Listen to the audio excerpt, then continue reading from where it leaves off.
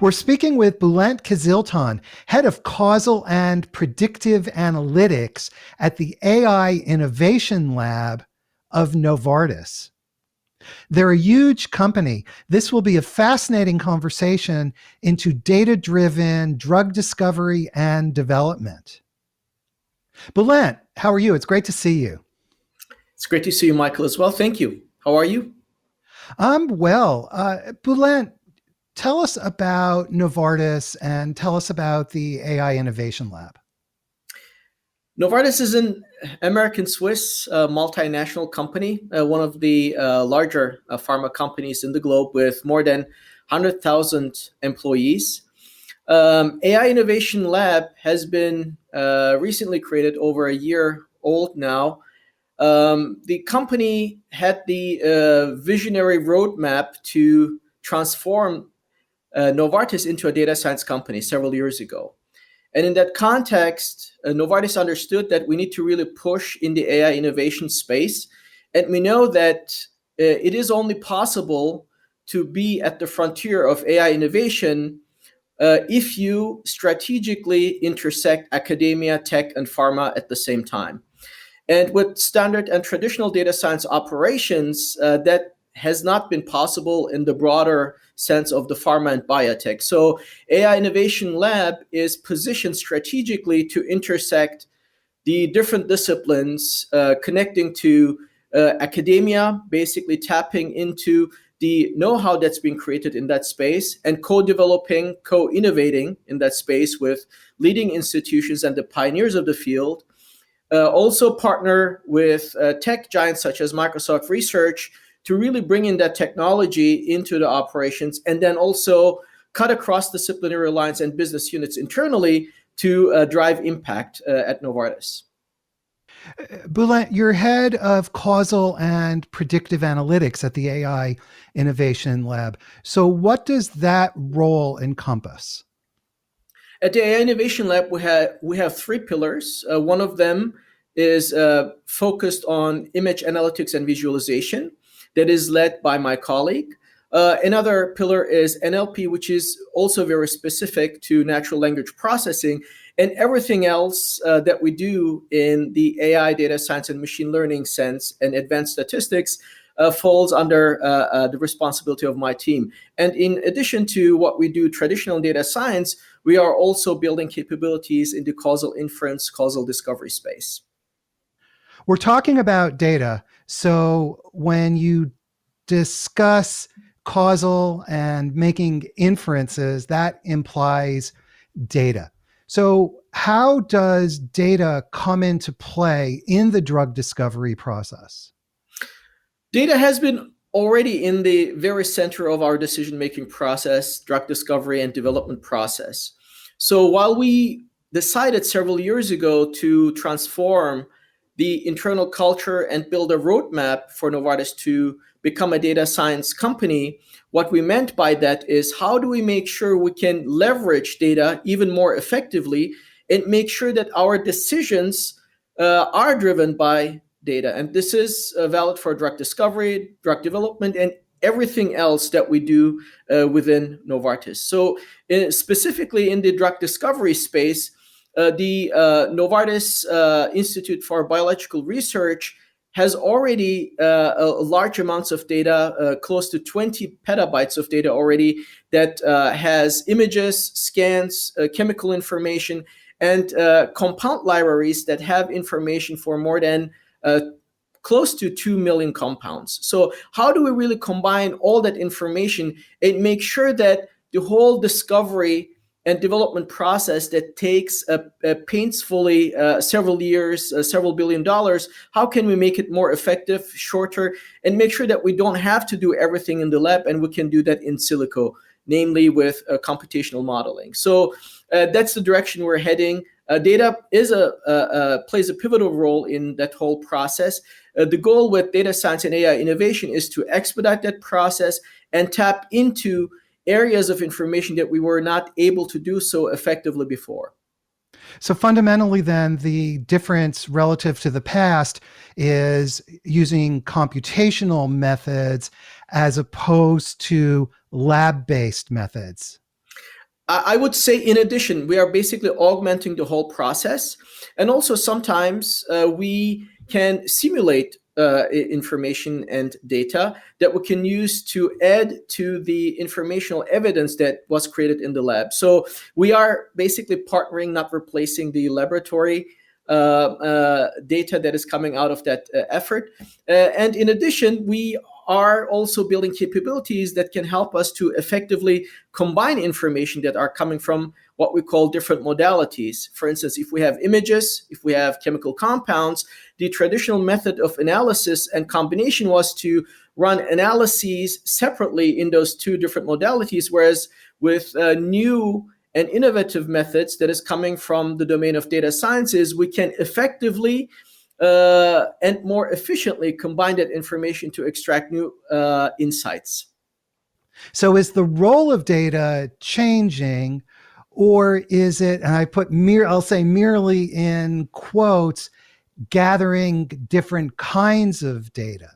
So is the use of data fundamentally changing relative to the past? I would say it's evolving, and it's on a continuous path of evolution, how we can really use data and create data and record data. So this is why the whole data science domain is very interdisciplinary, that we need to work together in tandem with our partners from the technology domain, also work with academics to bring in the cutting edge know-how which they've built in that domain and combine that effectively to come up with new insights, come up with new methods of combination, but also we have been exploring with methods to produce new types of data to augment the whole process. How much data do you work with? It depends on the use case. Sometimes it's very limited data. Sometimes we work with terabytes to petabytes in terms of size. But really, it depends on the use case, what area, which disease area, which a specific drug that we are working on. And in the healthcare domain, we basically need to build capabilities which allow us to extract information both from small and limited data as well as big data. And this is a whole spectrum of information content, if you will, when it comes to what type of data and the size of the data that we work on. The future of innovation is not only with big data, but also we need to be able to extract effectively information from small data. So it really depends. We do tend to think of large volumes of data when it comes to activities like machine learning, but you're also working very closely with sparse data where you don't have that much data, and yet you still need to drive and draw certain types of important conclusions. That is correct, Michael. Specifically in healthcare, more often than not, we are limited by the amount of information that we can gather for a specific use case. We cannot just go about building methodologies in vacuum and then try to apply it to different use cases or problem sets. So we are in a constant evolution in the domain of data science and AI, where the methodologies and innovation front is not merely driven by the methods, but it's driven by what type of data is available. And that's why we as a group and at the AI Innovation Center, we're building capabilities that not only allows us to use big data, if you will, but also can extract effectively and efficiently new insights from limited data. You can augment the data with different methodologies, but also use some really mature applied mathematical methods to combine that information and basically build innovative approaches to extract a combined insight from the whole spectrum of information that you have access to. Can you give us some context around the kinds of data that you look at, or in general in the pharmaceutical industry that's being used? Yeah. So the information can come from compound libraries in the drug discovery space. It comes from wet labs. It comes from publicly available, sometimes patient records. There are images. There are sometimes videos that are being recorded along the process. So whatever information we can get our hands on, depending on the use case, can vary a lot. There's genomic information, there's blood work, there's laboratory analysis that we can tap into. There's also a large amounts of publicly available data that we use to augment the whole insight prediction process. So you're gathering this very broad spectrum of data, both from within Novartis as well as external reference sources of a variety of different kinds. And all of that goes into the drug discovery and development process when you're doing your analysis. That's correct. And Novartis sits in a very unique place where it has, over the last 2 decades, recorded over 2 million patients' years worth of data that is accessible internally to our data scientists and biologists. In addition to the data that's being created and procured by the Novartis Institute for Biological Research, which has access to chemical data, images, and biology specific to biology, the amounts of data that we're bringing in. But also we're tapping into publicly available data to augment the whole predictive process. And what kind of infrastructure needs to be in place to manage all of these different kinds of data, again, whether at Novartis or in general inside the industry as a whole? Making data accessible and preventing data scientists to spend most of their time on data wrangling and data curation, I think, is one of the major goals of every larger pharma company, because there are lots of regulations. So companies have been investing billions of dollars in building that infrastructure that will make that data fluid internally, meaning directly accessible and ready to analyze. So data scientists can use the innovative technologies and architectures to partner with domain experts to produce additional insights into the whole process. Is that generally an IT function, or who's responsible for building that infrastructure? Again, just in general across the industry. Yeah. IT is definitely a major player and partner in that whole process, but depending on the strategies, priorities, and resources of companies, which business unit and function it is under can really depend. We have a specific data and AI function where we partner very closely with IT, and we do cross-functional work in order to build and make that infrastructure really usable by all our data scientists. And what about the question of cloud versus on premises? Does that come into play at all in terms of how you collect, gather, use, interpret the data, cloud versus on-premise? Yes, that is a question that's being addressed by our partners from the technology world. Certainly, we have a major partner, which is Microsoft Research and AI Innovation Lab. We are working with them and use their cloud infrastructure for our data pipelines. But we have internal infrastructure as well that will allow us to run quick exploratory studies, but also scale it up. So we basically are investing on both ends. Both ends meaning both cloud and on-premises? Internal infrastructure. Yes. Bülent, for this type of drug discovery and development, does real-time data come into play at all? So we definitely work a lot with what is called a longitudinal data, which is data recorded at different times, but those are primarily recorded, and then we do a retrospective analysis on those data.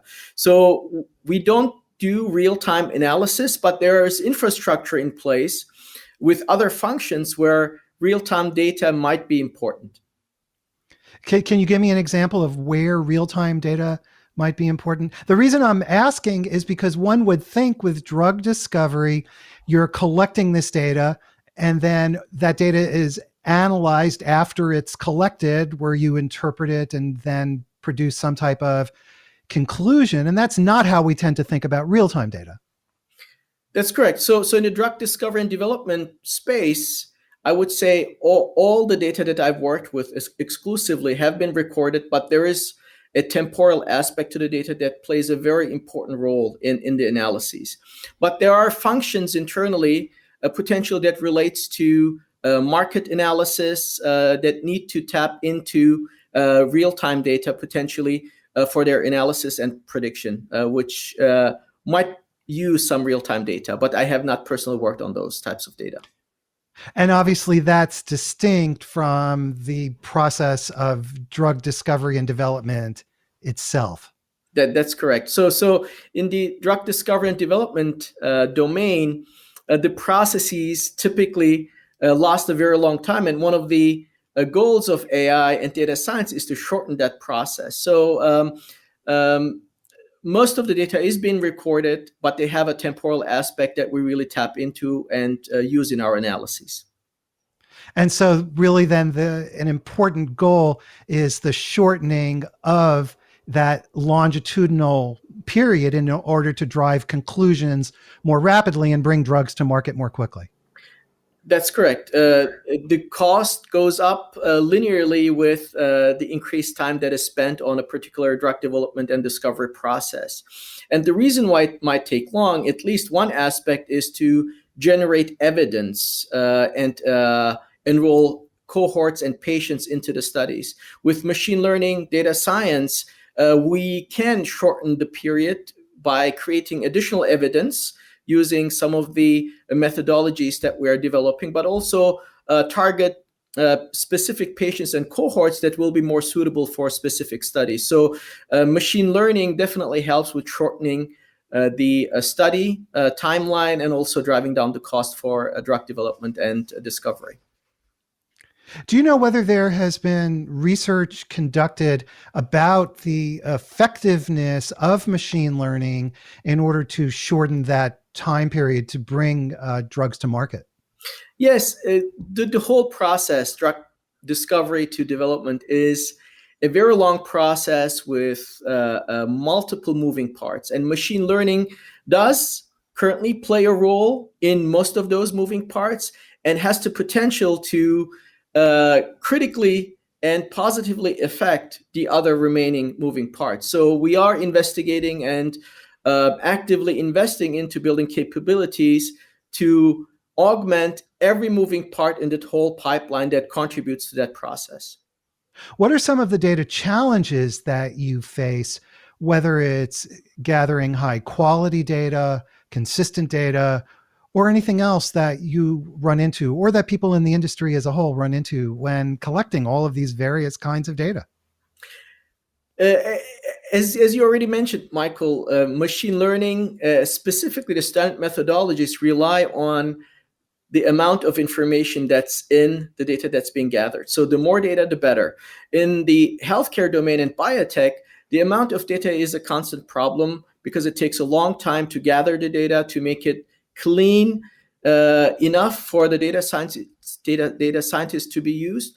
But also accessing the data across different business units can be challenging because of the stringent regulations. So everything above that you mentioned, getting clean data, getting the amount of data that we require to produce evidence, but also accessing the data which relates to the investment into the infrastructure are all important aspects of the whole process. Do you face a different set of data challenges than folks who were doing traditional lab-based work? I would say yes and no. Some of the different challenges that we face when we basically go into gathering the data coming from different laboratories, coming from external vendors, and also internal clinical trials, the challenge is to really combine information that is coming from different streams. The internal biases might be very different. The noise can be very different. Whereas in the lab, the pipeline can be very homogeneous, even though it can be biased. But once they identify that specific bias, it can be addressed immediately. Whereas when we work with multiple data sources, the underlying problems and biases can be more complicated. In a lab, obviously, it's a much more controlled setting, whereas you're taking all comers, so to speak. That's correct. So, as you said, so things can be controlled in a lab, but it's still a a painful process for the people in the lab to do things manually, whereas we are trying to automate that process as much as possible. We basically tap into methodologies that can be semi-supervised, as they call, or unsupervised or self-supervised. So we take incremental steps in adding levels of sophistication when we're building the methodologies, but we take incremental steps, which is, I think, very critical in the process. Now, you mentioned bias. How do you ensure that the level of bias is reduced to a minimum when you're working with these large data sets? That is an outstanding question. The domain is actively investing into building well-defined strategies to address biases when it comes to data collection and analysis.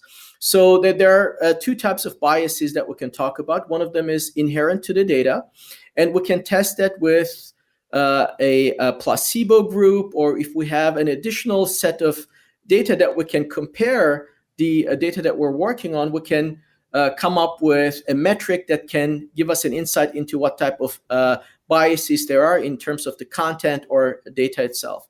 And then we have biases that might come from the methodology that we're applying to. And there we also have in place some approaches which we can use to measure effectively what type of biases there might be. So uncertainty prediction here plays a critical role in understanding what we're predicting. And this is kind of an ongoing and dynamically evolving area within data science. It sounds like the bias issue, both from an inherent bias standpoint as well as a process standpoint, sounds like these are both very important issues to your team and to the industry in general. Very much so, and this is specifically important in healthcare and biotech because the decisions that we make based on the models will affect patients' lives. So we are investing into really identifying those biases and try to come up with ethical ways of defining our pipeline and processes. The ethics issue is a very thorny one as well. That's correct. Do you want to expand on why the ethical aspects are challenging? Yes. So AI and ethics has, as well as the other areas of AI, been evolving. But one of the reasons why it has not matured as quickly as the other areas is we did not have investment and partnership from social sciences coming into play and partnering with engineers and scientists on the specific issue. We have seen that kind of partnership evolving and becoming more mature, but we still need to find ways to intersect with social sciences and academia and other players that can really contribute to that whole effort. It's not only a technical issue, but there are topics that really touch the technical aspects of what we do, but has to do with social sciences and understanding the society and the technology and the long-term ramifications. So it is a truly interdisciplinary domain, and that collaboration has not evolved as quickly as the technical aspects of AI. Well, certainly when it comes to issues such as equitable access to healthcare resources, types of diseases that are studied, the costs, and so forth, healthcare is very different from virtually every other domain for obvious reasons, right? Because it's, hey, if I'm sick, I don't care how much it costs, but at the same time, I don't want to have my health insurance go up. So obviously the social aspects are extremely complex, needless to say. Very much so, Michael. Healthcare, biotech, pharma is a very complicated domain. There are multiple partners that have to be actively engaging into the discussion and development of the methodologies that we are kind of pushing at the frontier. We cannot be only driven by academia. We cannot be only driven by technology. We definitely have to partner effectively with domain experts coming from different disciplines. And it's truly an interdisciplinary domain, which makes it sometimes very difficult, but it's worth investing into and it's exciting.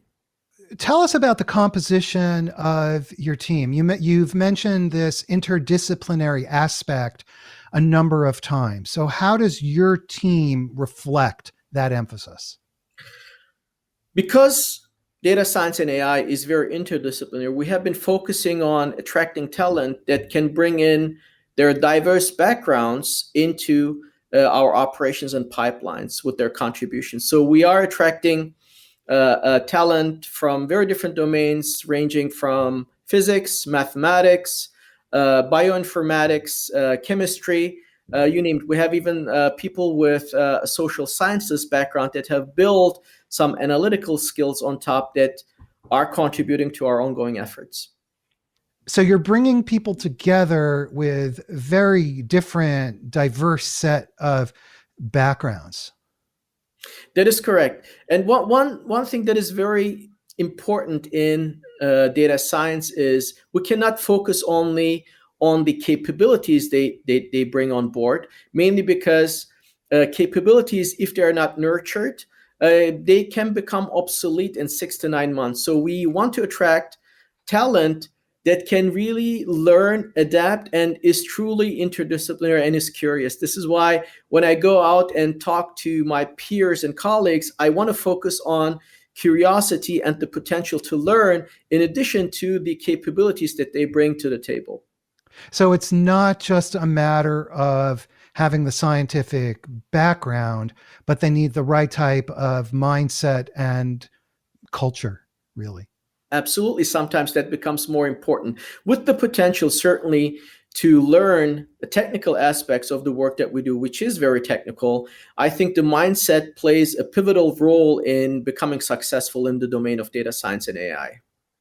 So they need the right technical chops, the right technical skills for managing and dealing with the problems you address, as well as that cultural and mindset view. What are some of those core technical skills that, as a baseline, they at least have to possess? Certainly, a good level of understanding of the mathematics of the work that we do, the machine learning and computational aspects of what we do are kind of the minimum technical capabilities that we look for.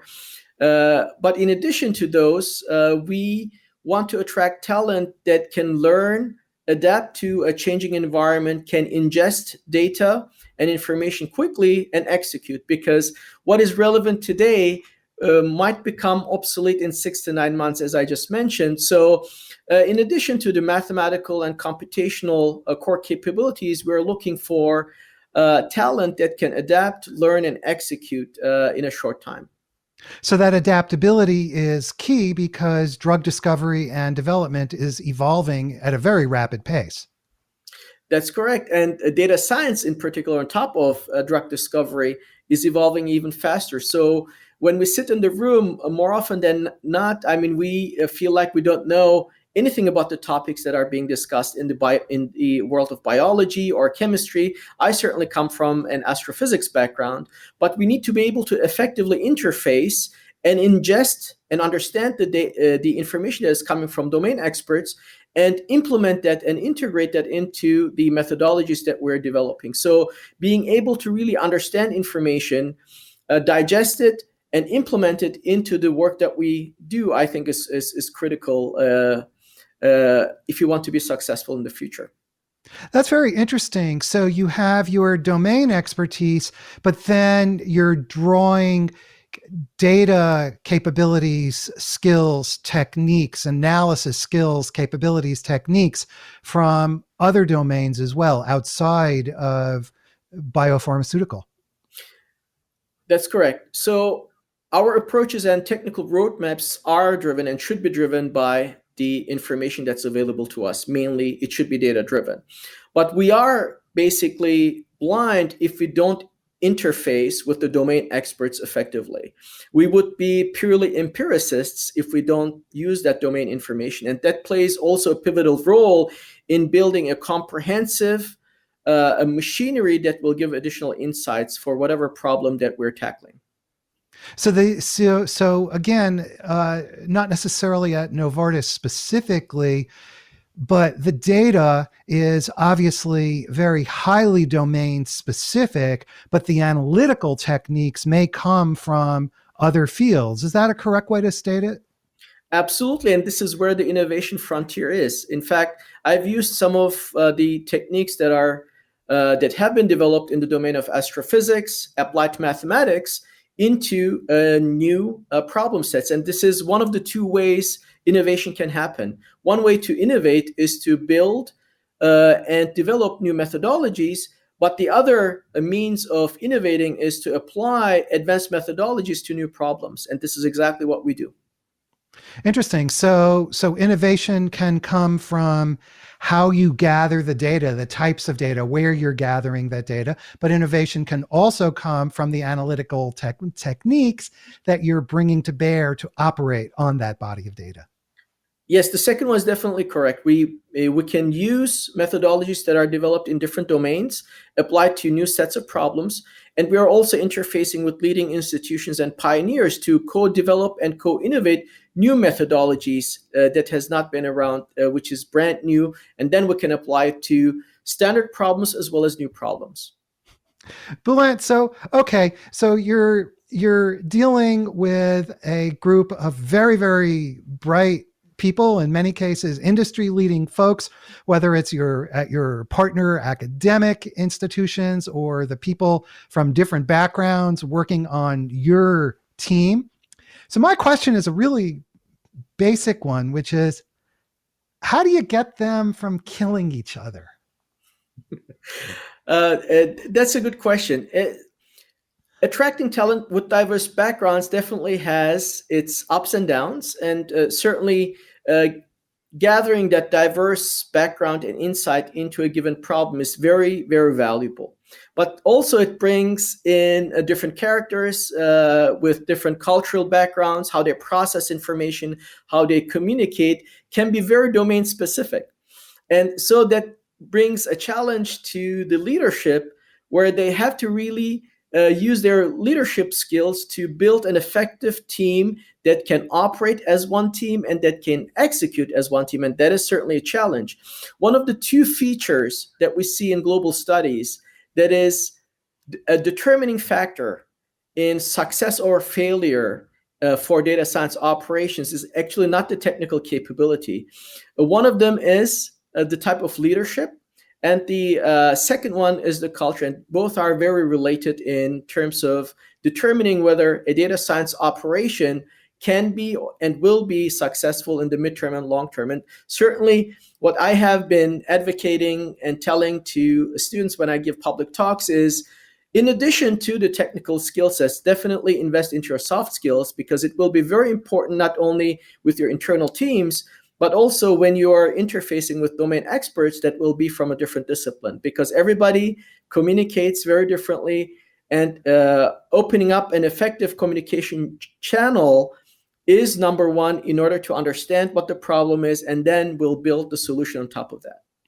I would have to assume that aside from communication that you described so eloquently, being very clear about the outcomes must be top of mind as well as a means to align the team and get everybody working in the same direction to achieve the same or common goal.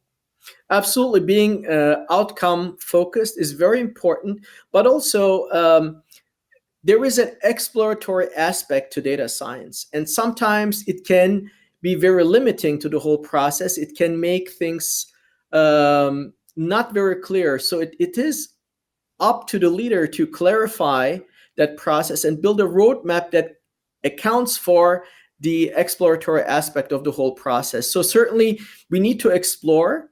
We cannot always identify certain outcomes from the get-go. We need to be able to adapt to information that's coming in and build the risk accordingly.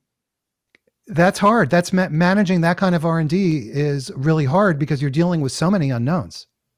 That's correct. So in data science operations, what we see in the domain is primarily it's outcome driven by business units. This is not where essentially innovation happens. But then there's the other end of the spectrum where most of the data science operations is R&D driven, where a lot of exploration goes on. Our perspective and approach to innovation is to find a strategic balance between R&D and real-world execution. And certainly it will become a kind of a balance that is driven by the priorities and resources of companies.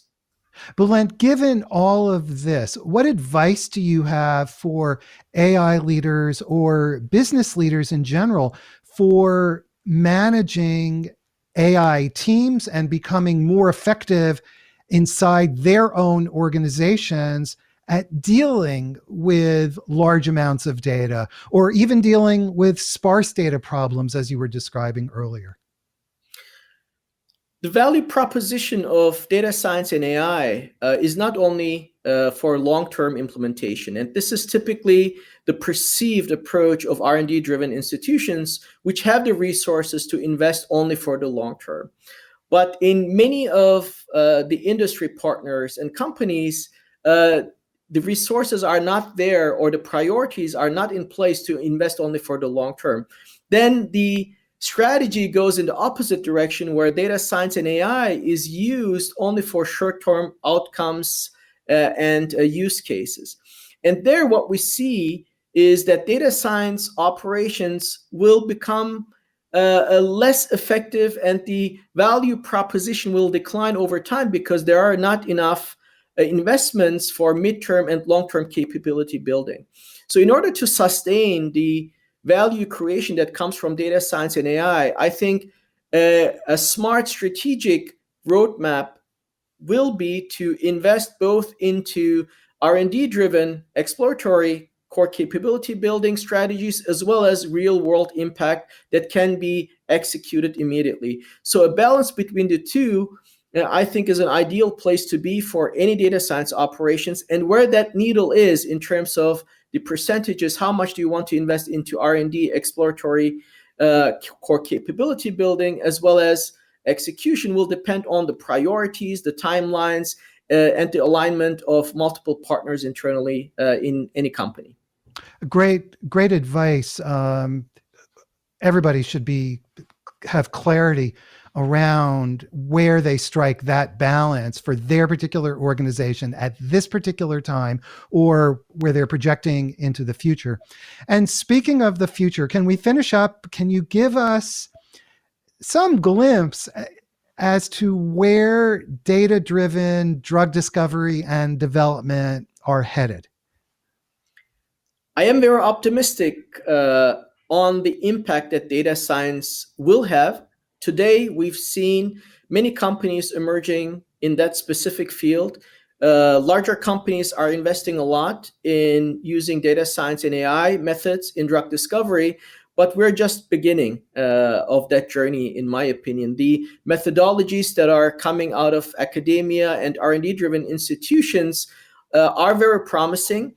Their mature executions in that whole pipeline has not happened yet. So it's an ongoing process. It will take several years before we see that impact really come about. But I'm very optimistic for the future. And I'm hoping that AI and data science will become a critical component of the whole drug discovery and development process. Bülent, where do you see data-driven drug discovery and development headed? We are seeing an impact today and value creation that comes from AI and data science implementation in the process of drug discovery and development. But I think we're just at the beginning of that journey, mainly because the whole pipeline evolution is rather slow in the domain of biotechnology and pharma. And also, when I look at the methodologies that are being developed by leading institutions and pioneers in the field of data science that can be implemented in the drug discovery, are just making their ways into that process. So I'm very optimistic that the impact and footprint of AI and data science in the whole drug discovery process will increase, maybe exponentially in the near future. Okay, what a fascinating conversation. Bülent, thank you so much for taking the time to speak with us. I really, really appreciate it. Thank you for the invite. It's always great talking to you, Michael. We've been talking with Bülent Kızıltan. He is head of Causal and Predictive Analytics at the AI Innovation Lab at Novartis. Thank you so much to Redis for making this conversation possible.